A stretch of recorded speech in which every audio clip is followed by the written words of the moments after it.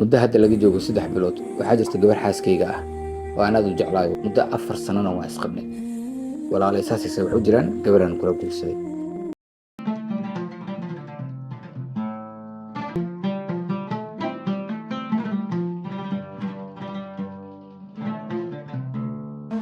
waxaan aad ugu faraxsanahay maadaama phase 1 aan ka soo abuurtay Turkey in sabakaal si fudud oo ayadoon tigid iyo fiisa midna iga bixin ay si fudud igu abuurtay phase 2 waxaan uga duwanahay xarumaha timaha lagu beero ee dalka ayaa waxay tahay inaan nahay isbitaal isla markaana aan leenahay qayb timaha beerto taasoo yareynaysa dhibaatooyin ka dhalan kara qofka timaha loo beeray haddii operationka dhexdiisa dhibaato ku imaato qofka labaad waa qof rag ah wuxuu dhahay waxaan rabaa inaan idin wadaago qiso igu dhacday muddo hadda laga joogo 3 bilood waxaa jirta gabar xaaskayga ah oo aan aad u jeclaayo dhahay laakiin ayada dhankeeda ma hubo balse waxay ahayd qof aan ku nastay muddo 4 sanana waa isqabnay mar haddii ay tahay qof uu ku nastay oo muddo 4 sano ahna uu isqabeen micnaheedu waxay ahayd gabar wanaagsan waaye oo shaki kuma jira taas ama inuu ka walwala ma aha ma jecladii ma jeclaan waxaan ku leenahay way ku jeclad gabadhaas oo gabar wanaagsan ahayd haye maxaa xigo asagana muxuu sameeyay gabadhii 4 sano isqabnay wax awlaadahan ilaahay nama siinin oo dhahay markii dambana dhakhtarna aadnay dhakhtaradii waxay dhahday oo dhahay waa ka xumahay adiga ma aragtay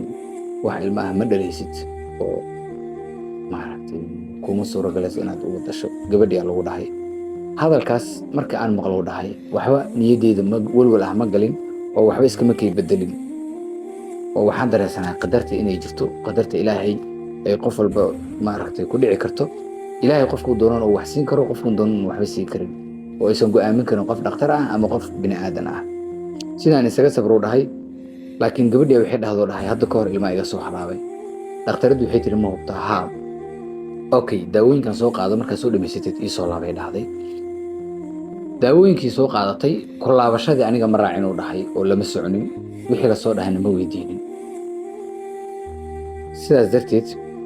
nolosheena caadiga sida uu ahayd gabar kale la guursado dhahay dhibaato bilowgeeda meeshaan ay ka bilaabatay gabar kale la guursaday oo dhahay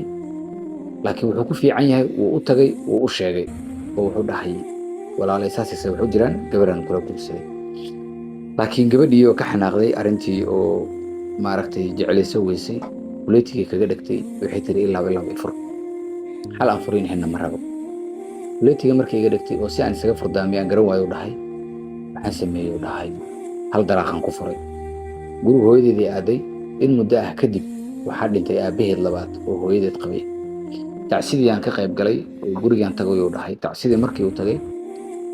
maamadii is arkeen maamadii markay wada fadhiisteen maamada oo arrinta way ogeed marka horeba waxay tiri hay weli ma rabtaa gabadha oo niyadaada rabitaan ma ku jiraa haaya dhaho weli waa rabaa gabadheeda okay waxay tiri soo cesho anigana waa la hadlaaya adigana la hadal adiga waa isku dayeen dadaal badan oo maamadii waa la hadashay wiilkiina wuu la hadlay balse way kari waayeen oo gabadhii waa lagu soo celin waayey in laga dhaadhiciyo inay ninkaas ku soo laabtaan uu xalliyo wuxuu kaloo noo raaciyey uu dhahay qofka walaalkeena ay talada naga rabo gabadha aan guursaday oo aan gadaalka guursaday waxay ileedahay dhahay uur 3 bilood ah oo kama tagi kara ayada tanna waa jeclahay oo ma deyn karo ayadana meel ma uga tagi karo hurdadii waan ka tagay waan rafaaday waxaan rabaa marka inaad tala isiisaan waxaan rajaynayaa adinkana talada ugu wanaagsan ee ugu habboon inaad siin doontaan oo tala qurux badan ah commentiga ugu dhiga arrinta gabadha markaad tala ka siinaysiin maxaa leedihiin gabadha tala bixin wiilka kadib talooyinkaas isku aruurin doonaa annagana waa la wadaagi doonaa talada ugu quruxda badan inay qaataan rajaynaynaa daawade adiga haddaad tahay qof talo u baahan commentiga nagu soo wadaag talada keliya ma aha talo nolosha ku saabsan talada dhanka waxbarashada ah haddii jirto talo dhanka ganacsiga ah talo dhanka maaragtay noloshaada gaarka ah oo inaad reer keliya yacni talo la siinayo ma aha reer isqabo nala soo wadaag waa kula talinayna sida ugu quruxda badan dadka bulshadana way kula talin doonaan waxaana laga yaabaa meeshaas inaad talo fiican ka qaadato adigana ay wax ku tarto biritoole noloshaadana ay isbeddel fiican u horseedo weliga allaha ha dhayarsan inaad qof talo weydiisato waa mahadsantihiin soo dhawaada barnaamijkan wuxuu noo noqon doonaa barnaamij taxana ah waxaana ka daawan doontaan dhammaan youtube-yada dheh films cabdiweli cumar soo dhawaada mar kaleeto waa mahadsantiin